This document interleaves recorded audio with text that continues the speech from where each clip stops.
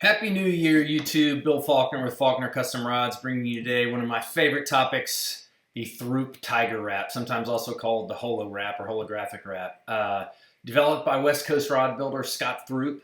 These were a very closely guarded secret for years, for more than a decade, before Scott, who was very generous, excellent teacher, decided that he would share with the rest of us exactly how you put these wraps together. They're extremely versatile and allow a tremendous amount of customization or color matching. Like a lot of great techniques, they were first brought to the world when Scott decided to share via RodMaker Magazine. It was published in Volume 10, Issue 2 in about 2007. And you can still order that back issue or go to the library at RodMaker Magazine and download this information.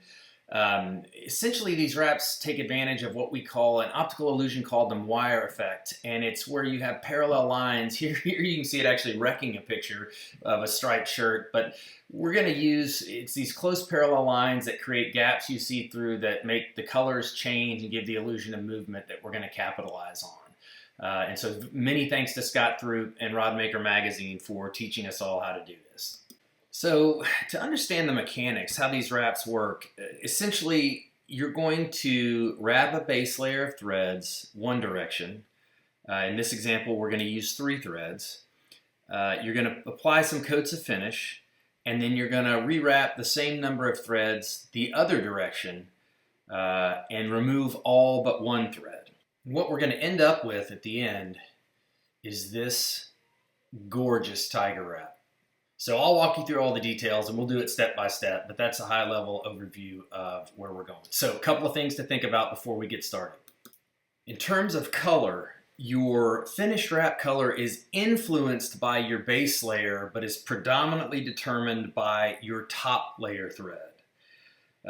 So all the colors you select matter, but the predominant color will be the final thread that you leave on top.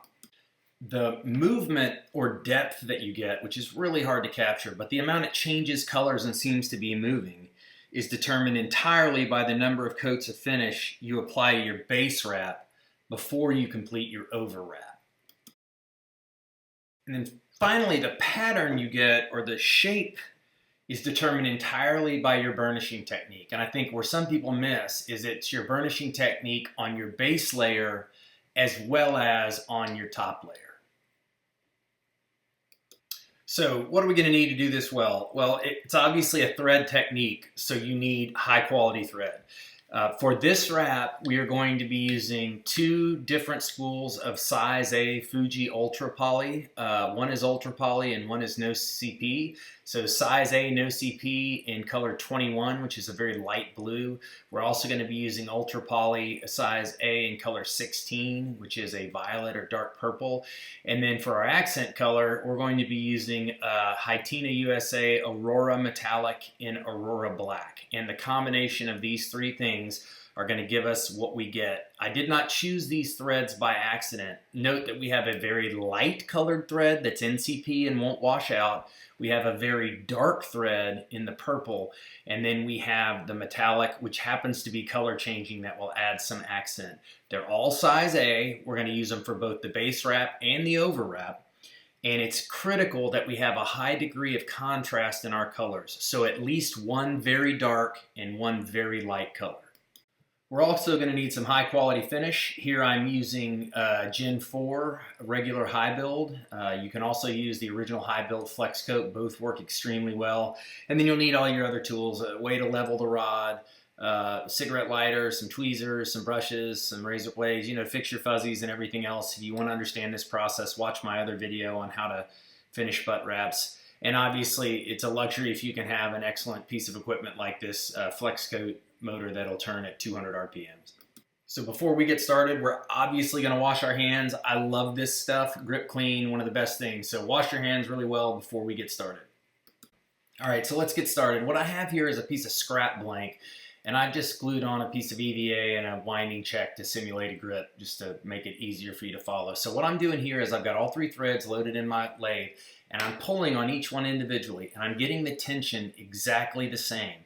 This is key. You need all your tension balanced so that the threads don't wrap over one another as you're trying to wrap them 3 at a time. So I've adjusted my tension, and I'm going to start with my dominant or sort of dark color and start the wrap up against the winding check. Full disclosure, you could start the wrap with all 3 threads, or you can start with the one and cut in the other 2.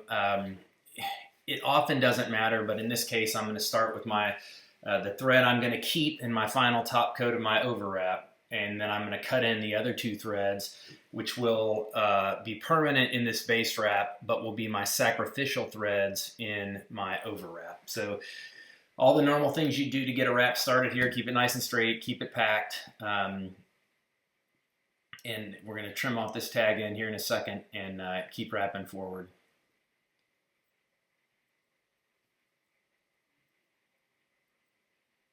Here we go.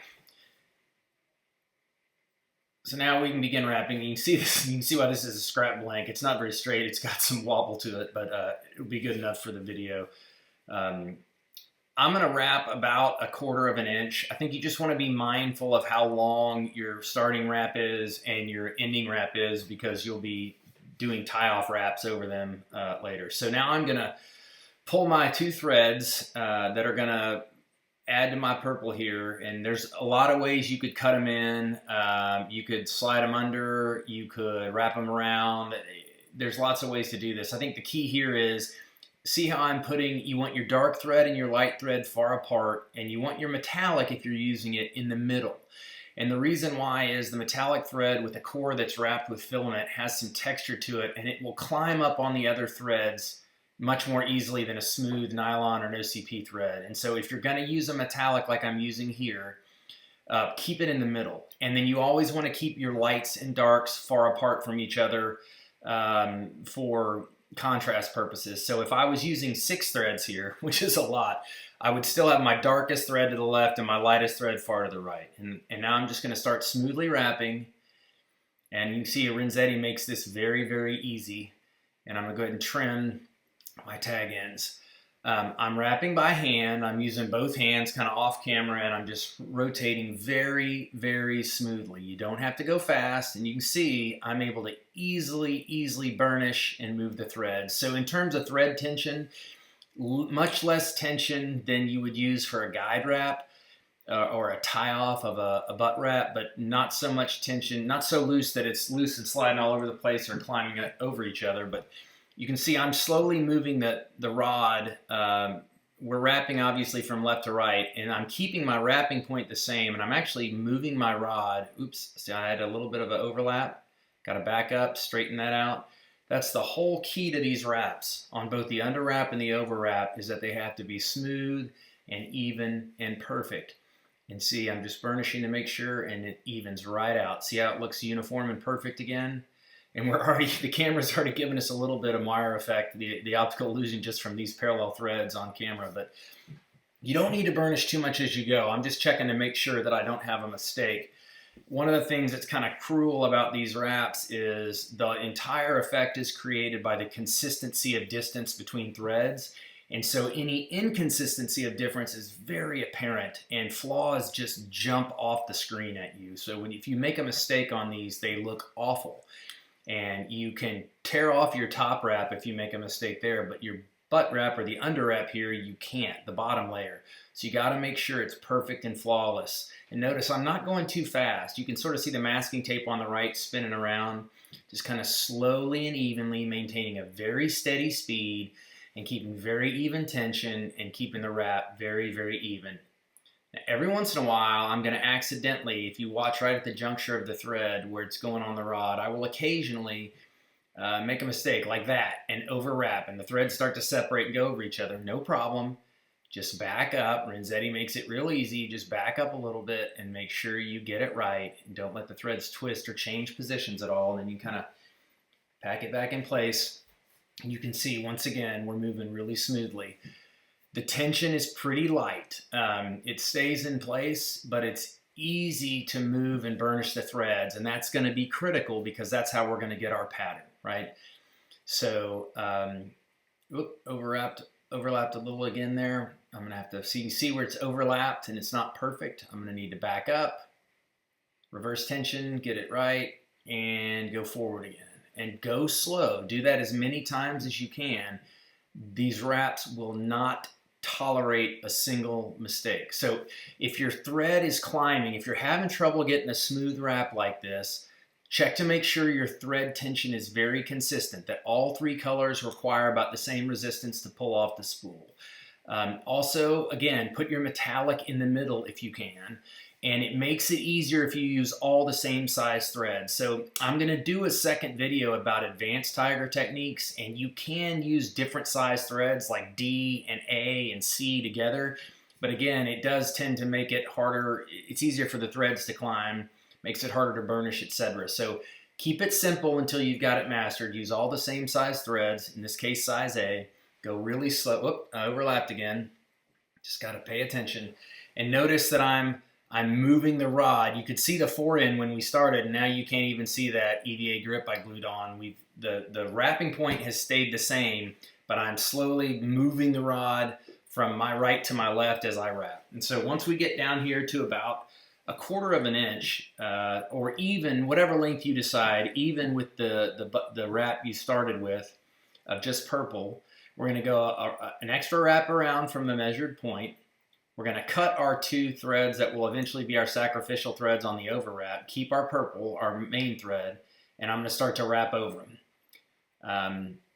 And just keep it packed in here. Remember, your thread is a little loose. There's going to be a little bit of a gap there by those 2 threads. Just try to pull and make it as small as possible.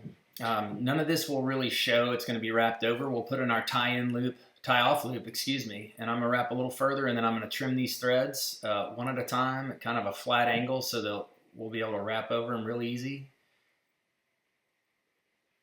Now I'm going to continue my tie-off wrap and finish it at this point just like you would any normal wrap. I'm using my packing tool to keep the wraps really tight and uniform, and we're almost there. So now I'm going to cut my main thread, pull it under, and use a sharp, clean razor blade to trim it off without doing any damage to the blank, which it wouldn't matter because this is a scrap blank, but it's just good habit. Pinch it down with my thumb so it keeps a straight edge. Use my thread packing tool to create a little bit of a gap, lay the razor blade flat against the rod blank without touching it, and pull the thread against the razor, easy peasy. And now that's our base wrap. And so now you want to do 2 things. Whoops, I created a flaw, but you can see how easily the thread moves. That's what you need to see with your thread tension, to see how easily I move it back. You need to be able to very easily move the thread. So first, just burnish it and make sure everything looks uniform. Once I've got everything perfectly uniform and smooth, I'm going to start burnishing for effect. And so I'm doing this at a little bit of high speed, but what I'm doing is rotating the rod with my left hand, and I'm burnishing long strokes both up and down the blank. And I'm just trying to create some S curves in the thread, so it's not going squarely around, but when you look at it, it looks wavy. From here, we're going to start adding coats of finish to our base coat. And like I said, the movement or depth is driven entirely by the number of coats you use. And this is where people get lazy. I'm going to use 4 coats of regular high build finish between my base wrap and my overwrap. So this is coat 1.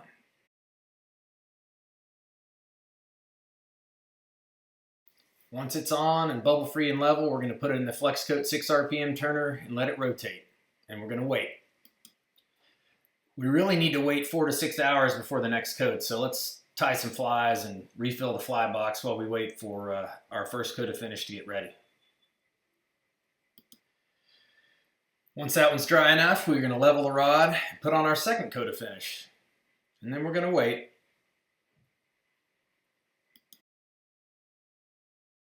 So maybe we'll tie a couple more flies, fill up the boxes, maybe learn how to powder coat some Yeti cups, and wait. Now it's time for our third coat of finish. Most people give up by now, but we want awesome depth and movement, so we're putting in the extra effort. Third coat, and then we wait. Maybe this time we'll work on our snakeskin inlay technique, or we'll figure out how to inlay carbon fiber fly grips. And at last, our fourth and final coat of finish. The waiting's over, right? No, it's not over. Now you gotta wait 24 to 36 hours to let this final coat set up hard and firm so that you're able to burnish your overwrap. So use the time to register all your accurate reels or build a new do-it-yourself rod rack. Maybe throw a butt on the smoker and grab the latest issue of RodMaker Magazine and learn how to be a better rod builder. All right, finally, the finale's almost here. We've given it 36 hours. This finish is really hard. It's hard to dent with your thumbnail. I'm again using the same 3 threads I use for my underwrap, but I'm starting at the opposite end. And again, I'm pulling all 3 threads to make sure that the tension is the same. And you're gonna need a little, if you're gonna do it my way, you're gonna need a little piece of masking tape. So I'm gonna tack a little piece of masking tape on the rod there, and I'm gonna go ahead and start the wrap. We did the base wrap from left to right. Now we're doing the overwrap from right to left. It doesn't matter really which way you go, but you have to go in opposite directions or else you will not get any effect. So go opposite on the overwrap that you did on the base wrap. So starting our wrap, getting it nice and square all the way around the rod blank, starting as close off the edge as we can, keeping it nice and square. I put some pieces of masking tape on the end here so you can see the speed at which I'm rotating, and I realized it was a little hard in the earlier videos, so trim our tag in, and we're going to go ahead and wrap this base thread. This is the final top coat thread. This is the color that will survive and be our predominant color, and you can see how well we burnished it. That edge is not straight for our underwrap. That's a good sign. We want all that thread movement. So now once I've got the purple all the way over the kind of underwrap from the last time, when we get to the part where the 3 threads start, we're going to cut in these 3 threads. I'm sorry, the 2 additional threads. These are our sacrificial threads that are eventually going to be removed. So we need to think about that as we add them in. There's more than one way to do this, but here's how I like to do it. Again, putting the metallic in the middle and the light blue on the outside, the furthest left. And I've created some slack here, so I'm going to have to manage that and tension it by hand a little bit, but I'm going to get these threads aligned, and I'm going to cut them into my wrap in such a way that I can go back later and remove them. And so I just back wind them. I get them next to the purple and back wind them a few turns. Make sure I don't get them crossed over, meaning I keep my lightest color to the left and metallic in the middle. And I'm just going to wind them down the blank a couple times, tack them down with a piece of masking tape. That's good for now.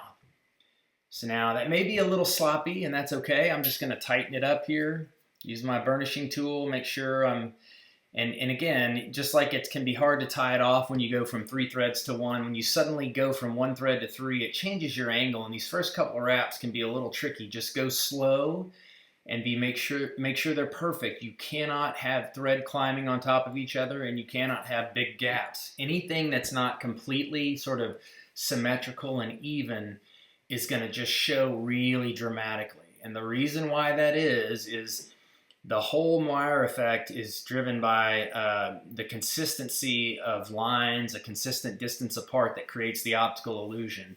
And so if you get your thread wraps too close together or too far apart, it clearly disrupts the optical illusion and it's just really visible. But you can see now with the 4 coats of finish, maybe better than you could before. You see how much there's S-curves and back and forth movement in my base wrap.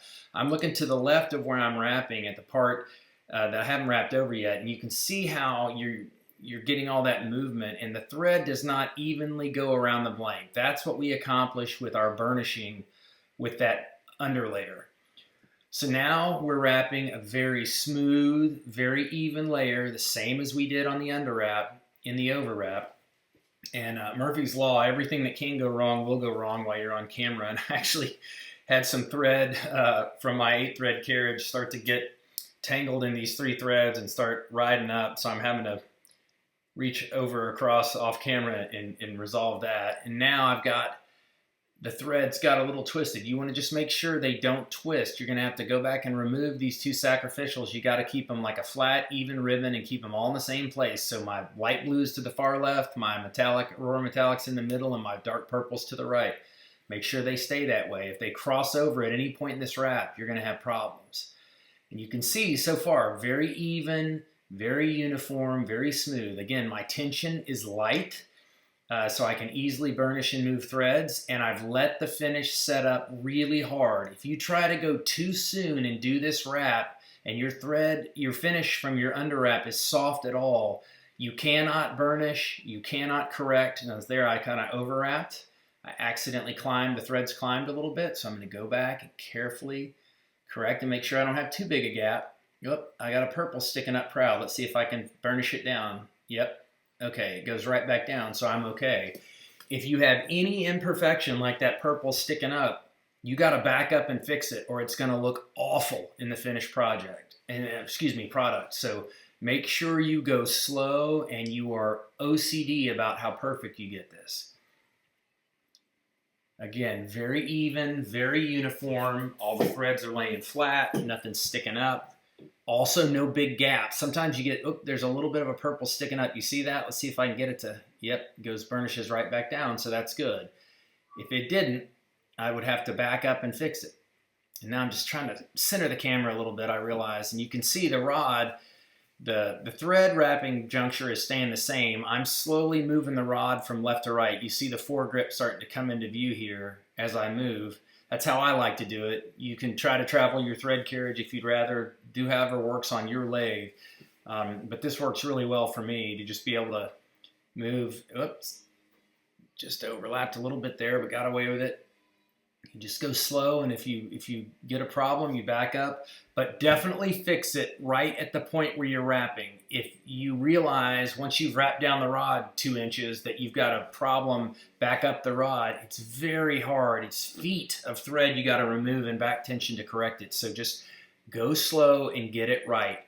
The vast majority of mistakes I see in Tigers are because you don't let the finish set hard enough before you go with the overwrap, or because you made a minor mistake. We all get excited. It's so fun. You're wondering what it's going to look like. You can't wait for the reveal. You want to hurry up and be done with this, but you got to be very, very patient. And that's part of getting a really good result. It's also going to give you the option of pulling it off and starting over if it doesn't turn out well. And we'll talk a little bit about that, and I'm gonna cover some of that in the more advanced techniques video. And again, I just started to get a little bit of overlap there. Got to be careful, and I've got some more thread getting tangled. And I'm realizing now it's hard. You've lost the reference mark over on the right. I want to make sure you keep some sense of top and bottom of the rod blank, since there's not a real seat to help keep oriented. But my marks that we could originally see have moved off camera to the right. So just giving you a sense of what's the top and the bottom of the rod in terms of how we finish this wrap and tie this thing off. But getting pretty close to the end now. Nope, got to back up. You see still got a little, just slowly go until you get it right.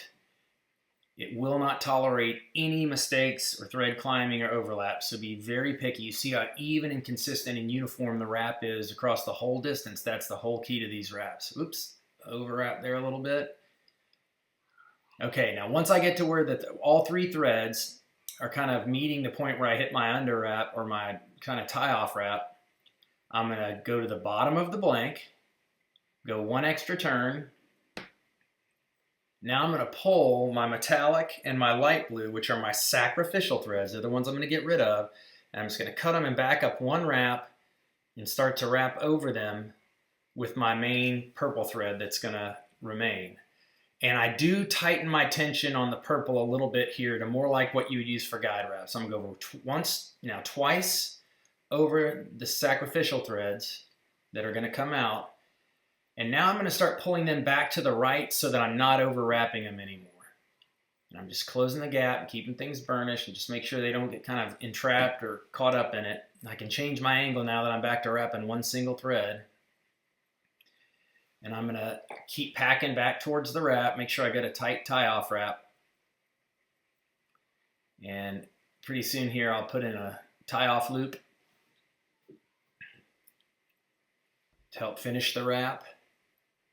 Oops, be careful not to get wrap under or wrap over again your sacrificials. You want to have wrapped over them twice and then leave them kind of sticking out crazy. You'll see why here in a minute, because it makes it real easy to remove them. Keep packing your wrap tight, just like you would any other wrap. You don't want any gaps. we're just going to finish off this tie-off wrap till it just about touches the winding check.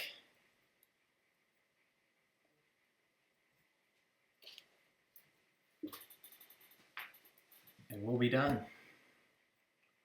So now I'm gonna, a little hard to pin down against the winding check there, so I'm gonna hold it with one hand, trim it with the other, use my thread tool to open up my loop, and then just pull this through, trim it off. Well, easier said than done. Of course, nothing goes easy on camera. Right, Marilyn? And I'll pull this under, and I'm gonna, you gotta be a little careful here. I'm gonna go the wrong direction with my razor blade, but it's close enough for government work since we're gonna end up overwrapping this anyway. And then I'm gonna burnish that under. Just don't cut your tie off there. Just gonna bury that tag a little bit. And then I'm gonna take my scissors, and where these two sacrificial threads are, I'm gonna trim them pretty close, like 3/16 of an inch or so.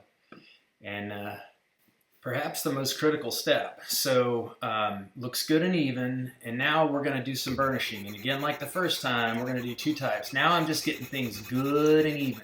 Just smoothing it out, no imperfections, no problems, as smooth and uniform as we can get. Now I'm gonna start burnishing for effect. And you see I focus on the top and bottom of the axis on a rod that's no bigger around than this. You can focus on all four axes, and you can see the thread moves really easily. A larger diameter rod blank, you might look at all four, points of the compass, or 0, 90, 180, 270. But really, with a smaller freshwater inshore kind of blank, I'm really just focusing mostly on the top and the bottom. So here you can see I'm on the bottom, and we'll do a little bit of work here on the side, here and there, and I'm just using the burnisher to disrupt it, create patterns and swirls, and push it together in some places and pull it apart in others, and just kind of create a random pattern. And no giant gaps and no big flaws, but you definitely don't want the thread evenly around the blank. You want to create those S curves and weird movements that are going to give you the pattern in the finished product. And you don't have to overdo it. This is one of the hardest parts, is learning how to get a predictable result, but we're just going to burnish it up until it's highly irregular, and then let it sit for 2 to 4 hours. At this point, the suspense is almost killing us, but you got to let it sit for a few hours to kind of set and to get a groove, because if you try to go pull these threads immediately, it is very, very easy to move the purple thread. And if you move it even a little, you can ruin the entire thing.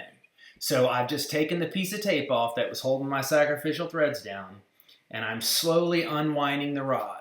Very importantly, I am not pulling and rotating the rod by pulling the threads. I know you can't see this, but I am rotating the rod with my left hand off camera, and I'm gently, with some slack, you can see here the memory on the metallic thread, I've kind of got bunged up. Be so gentle. You're just gently letting the thread fall out of the wrap. You do not want to pull on it such that it creates tension, because if you move the purple thread at all, and you see I'm being very careful not to touch it, you can ruin the whole thing at this point. And I've gotten my threads out of sync. My metallic is actually a couple of turns more unwound than my light blue, but now we start to see our pattern, and you can see it looks excellent. We're getting lots of lava lamp type movement, swirls. You can see we clearly have some focus on the top and bottom on those axes that we really focused on with our burnishing.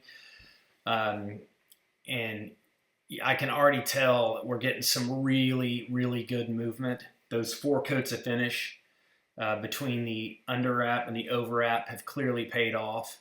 We did an excellent job burnishing, and we were patient and let the final coat of finish on the underwrap set really firm, and all that excellent burnishing. Look at these patterns we're getting. I mean, this thing just gets better and better as we go. Absolutely delightful. This is what I'm looking for, sort of what Doc Ski calls the lava lamp movement. And if you have a lot of good movement and you have these circles and swirls and bullseyes, to me, those are the most appealing patterns and look the very best. So this thing just looks great, and you can see we have a lot of color. Now remember, we use light blue, a metallic that changes between purple and teal, and a purple thread, with our over being purple. And you can kind of see that it predominantly looks like a purple wrap. We will get some of the teal and purple metallic, and we don't even really get much light blue. We just get some contrast. It would be slightly brighter if we had used NCP white, but it'd be the same thing. So you sort of get the point of the colors. They all influence it, but it's the main purple color that is the predominant color. And this thing looks great. You can see from multiple angles, we've got really good patterns, really good colors. This just turned out phenomenal. Absolutely gorgeous. So now we're just gonna apply a coat of finish, right? So a couple of words of caution about your final finishing on these things. Essentially what you have is an open top layer with a very consistent interval between threads, and that means it can hold bubbles. So be very careful with your brush pressure and be mindful of the direction that you're running your brush. You don't want to force bubbles into those gaps because they can be hard to get out. And this is where a product like Gen 4 with its excellent bubble release really pays off. And again, in the spirit of Murphy's Law, I've been using these brushes for years. I've never had one shed a bristle, and in the middle of this wrap on camera, a bristle comes out. And I believe another one's gonna come out here in a second. But essentially, I don't know if you can tell by looking, but I'm just using incredibly gentle pressure. You do not want to move any threads. This thing looks perfect right now and uninterrupted and gorgeous, but I can't tell you, there goes another bristle, sorry. I can't tell you how easy it is to move one thread a fraction of an inch and essentially ruin the wrap. You need to be very, very careful and very mindful. So just got it going at 200 RPM on the flex coat, variable speed DC motor, and we're just going to put an even thin coat. In terms of thickness, you want a pretty thin coat because you're going to have to go back and do tie-off wraps and put a decal on or a logo or inscription or whatever, but you do want it thick enough. Gen 4 you can get so thin that it's very easy that you have thread ridges you can feel after this coat, and so we want to use enough finish that we hide the thread ridges, but it's certainly a thin coat to aid with bubble release. And I'm just going back over to final time. Make sure we got a very, very even coat. Add any if I need to. I'm going to add a little bit because I'm seeing thread ridges there. Just add that in. Again, very, very gentle. This is why we wait for a long time, even after we've done the overwrap, before we pull the sacrificials. This thread will get a groove going in the finish coat underneath it, and it will be pretty stable and it won't move. If you try to immediately pull your sacrificial threads and immediately try to finish it, it's really not set and it's very easy to move, and you got to be careful. So this thing just looks spectacular. We're going to hit it with we're going to spill finish everywhere first, Murphy's Law. Then we're going to hit it with the lighter, make sure there's no bubbles. Generally not really a big deal with the Gen 4, but we just want to check and make sure. They can get trapped between the wraps of purple thread if you're not careful. And this thing looks great. So now we're just going to do some long horizontal strokes to even it, like I cover in the butt wrap finish video, just to make sure we're real even, and look at the patterns, and you start to see the depth really pop. This thing just looks phenomenal. Now we're going to put it in a 6 RPM dryer and let it set. So you can see now, this is the first coat of finish rotating. We got some beautiful patterns. See the color change and look at the movement. It's hard to keep it in focus, but if you look at the center of these bullseyes, look at the way they change as I move from purple to light blue to patina, blue purple. Just really pretty colors. It's so hard to get the patina color change on camera, but it really is flipping hard from kind of a teal blue green to the purple. So from here, you're just gonna do some complimentary tie-off wraps, add any decals, inscriptions, labels, and you're good to go. Treat it like any other butt wrap. So while we showed a 3-thread tiger, you can certainly do them with 2 threads, and they're simpler, and it might be a good place to start. Just make sure you use very high contrast threads. You need a very dark and a very light NCP thread for your base coat. In this video, we also use the same size, all size A threads. If you are getting a barber pole pattern, or you cannot seem to get a different pattern than this sort of almost stripy looking pattern, it means you're either changing thread sizes or you are not letting your undercoat finish set hard enough, and it's making it so you can't burnish enough to get good patterns. You might also have thread tension that's too high, so play with those things if you keep getting these barber pole looking patterns that aren't very appealing. You also need to be mindful of using too light a top coat thread or just using not enough contrast in general. This is a light blue and silver two-thread tiger, and you can see with the silver over, it lacks much contrast and it almost disappears. So make sure you keep contrast and be careful with light colored overwraps. You can absolutely use a light colored overwrap. Just make sure it's NCP. Do not use regular nylon or it will sort of wash out and disappear. In the grand scheme of things, tigers aren't difficult, but they have to be perfect. So if you make a mistake, if it doesn't look good, if your spacing is uneven, pull it off, don't think twice, wait a day, and redo it. I guarantee mistakes will make them look terrible. So just pull it off and start over.